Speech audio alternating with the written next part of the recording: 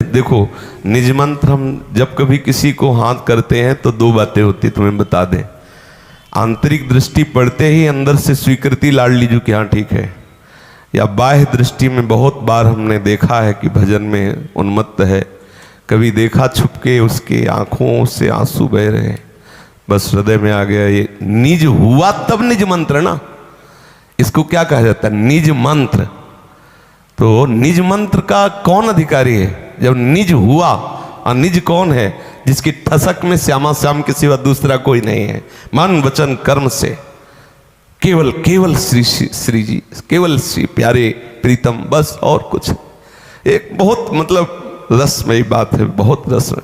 प्रेम स्वरूप वृंदावन, प्रेम स्वरूप सहचरियां, प्रेम स्वरूप प्रियालाल, यही हमारी आराधना है। जब कर्म धर्म व्रत सबसे अपना संबंध कर, एकमात्र प्रियालाल प्रियालाल, निज हुए तो निज मंत्र मिल जाएगा, चिंता मत करो। और हम जानते हो जब कोई कहता है निज मंत्र तो ऐसे देखते हैं कि इसके नेत्रों में प्यारे जू के प्रति ममता आई कि नहीं। जब नहीं तो कह देते नहीं है। आपको लगेगा कि नहीं, हम प्यारे जू से प्यार तो करते हैं, हम तो उन्हीं के हो गए।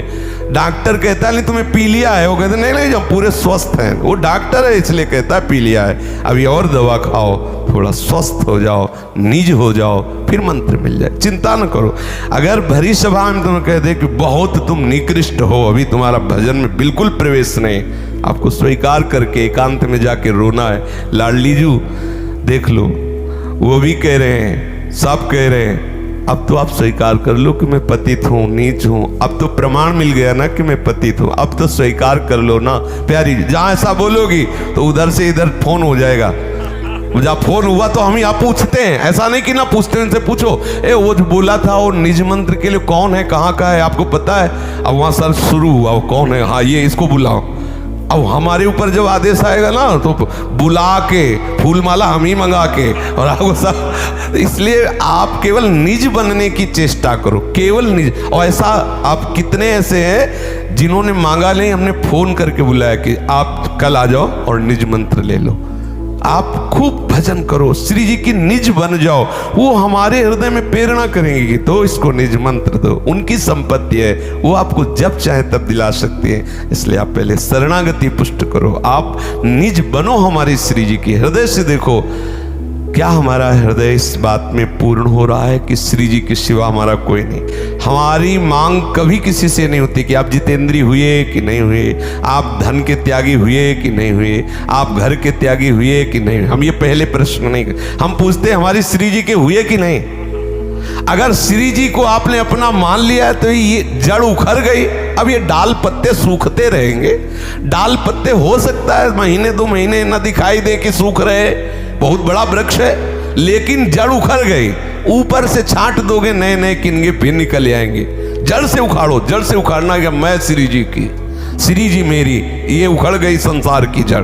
अब जो ये नाना प्रकार की वासना जनित डाल पत्ते ये सब सूख जाएंगे। पहले जड़ उखाड़ो, संसार की जड़ मैं शरीर, ये मेरे संबंधी, ये जड़ है। अब मैं श्री जी की, श्री जी मेरी, जड़ उखड़ गई, अब वृक्ष सूखता रहेगा, उसकी चिंता नहीं। इसलिए सब अपने जन पहले ये बैठा लें, श्यामा जू के सिवा मेरा कोई नहीं। कुछ क्षोभ नहीं करना, रोना जरूर है, एकांत में जाके रोना, सामने नहीं। सामने कोई देखेगा तो तुम्हारे आंसुओं का उपहास होगा। ये आंसू बहुत बड़ी कीमत है, ये केवल केवल प्रीतम के चरणों में समर्पित करने चाहिए।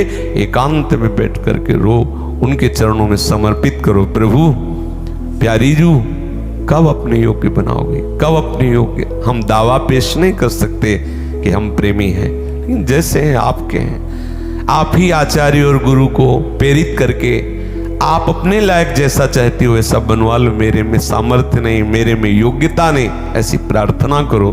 निरंतर श्री जी की मैं हूं ऐसा चिंतन करने का अभ्यास करो।